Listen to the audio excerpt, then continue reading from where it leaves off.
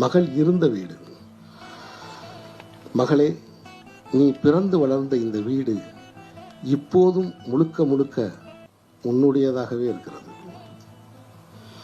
அம்மாவுடையதும் என்னுடையதுமான பொருள்கள் அனைத்தும் பெருகி குவிந்திருக்கும் உனது பொருள்களுக்கு அஞ்சி ஆங்காங்கே ஓரங்களில் கிடக்கின்றன. பிந்தைய உனது பருவகால பொருள்களாலும் புத்தகங்களாலும் மட்டுமின்றி முந்தைய உனது பாலியகால விளையாட்டு பொருள்களாலும் நீ இந்த வீட்டை ஆக்கிரமித்திருந்தாய். உனது அத்தனை தோழிகளும் உன் வீடென்றே இதை ஊராருக்கு அடையாளப்படுத்தியுள்ளனர்.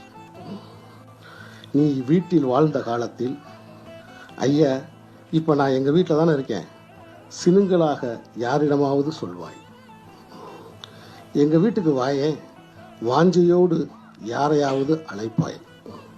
ஐயோ நேரமாச்சு, எங்க வீட்டுக்கு போகணும், எங்கிருந்தேனும் பதட்டமாக புறப்படுவாய். உன் பொருட்டு ஒலித்து அடங்கிய கெட்டி மேளத்துக்கு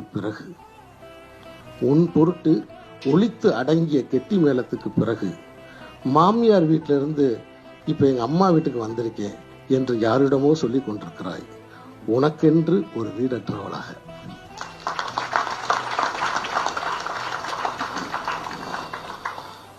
தந்தையை